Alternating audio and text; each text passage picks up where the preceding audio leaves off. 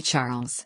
I knew that this would fix thine eye, this would bind wreathing round the broken porch, its leaves just withering, yet one autumn flower still fresh and fragrant, and yon hollyhock that throw the creeping weeds and nettles tall peers taller, and uplifts its columned stem bright with the broad rose blossoms.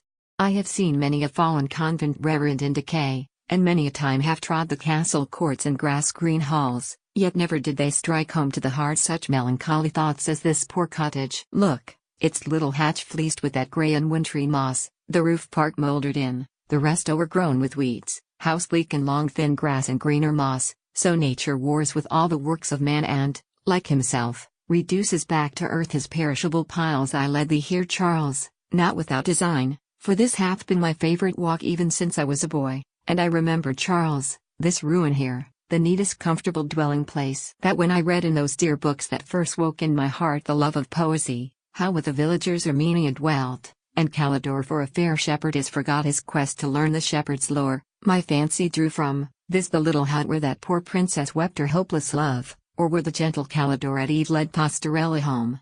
There was not then a weed where all these nettles overtop the garden wall, but sweetbriar, scenting sweet the morning air, rosemary and marjoram, all wholesome herbs, and then, that woodbine wreathed so lavishly around the pillared porch its fragrant flowers, that when I passed this way, after a truant absence hastening home, I could not choose but pass with slackened speed by that delightful fragrance. Sadly changed is this poor cottage, and its dwellers, Charles.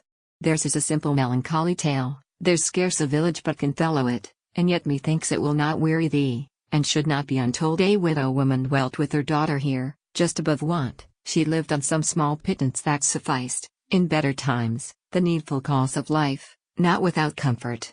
I remember her sitting at evening in that open doorway and spinning in the sun. Methinks I see her raising her eyes and dark-rimmed spectacles to see the passer-by, yet ceasing not to twirl her lengthening thread. Or in the garden on some dry summer evening, walking round to view her flowers, and pointing, as she leaned upon the ivory handle of her stick, to some carnation whose o'er-heavy head needed support, while with the watering pot Joanna followed, and refreshed and trimmed the drooping plant. Joanna, her dear child, as lovely and as happy then as youth and innocence could make her. Charles. It seems as though I were a boy again, and all the mediate years with their vicissitudes a half-forgotten dream. I see the maid so comely in her Sunday dress, her hair, her bright brown hair, wreathed in contracting curls, and then her cheek. It was a red and white that made the delicate hues of art look loathsome. The countrymen who on their way to church were leaning o'er the bridge, loitering to hear the bell's last summons, and in idleness watching the stream below, would all look up when she passed by. And her old mother, Charles, when I have beard some erring infidels speak of our faith as of a gloomy creed, inspiring fear and boding wretchedness. Her figure has recurred, for she did love the Sabbath day, and many a time has crossed these fields in rain and through the winter snows when I, a graceless boy, wishing myself by the fireside, have wondered why she came who might have stayed at home when only care hung on her aged spirit.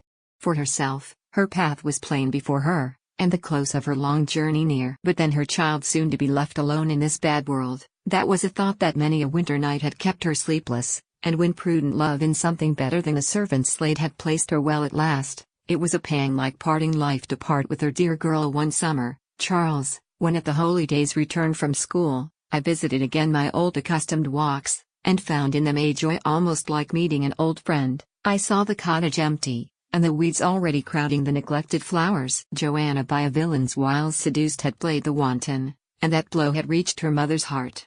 She did not suffer long, her age was feeble, and the heavy blow brought her grey hairs with sorrow to the grave. I pass this ruined dwelling oftentimes and think of other days.